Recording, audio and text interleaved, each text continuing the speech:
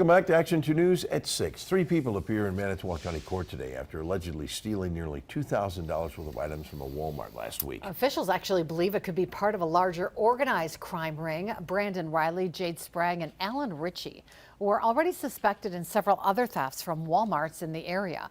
Working with U.S. Marshals, the suspects were arrested in Neenah and sent back to Manitowoc County. Samantha Cavalli has more details from today's court hearing.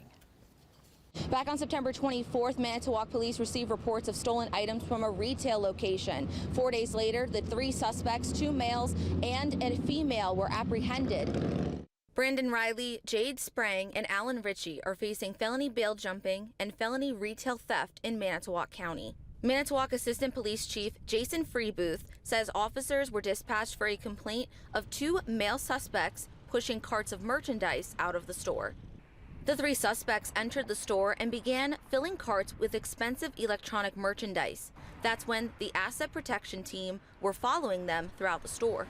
After spending about 8 minutes inside the store, court documents say Sprang then went out a different way to grab their vehicle, while Riley and Ritchie loaded the car and drove off.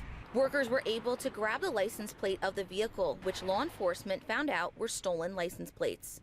Through additional investigation through the asset protection team, they had learned and advised law enforcement that this group of individuals were involved in similar retail thefts in other stores throughout northeast Wisconsin.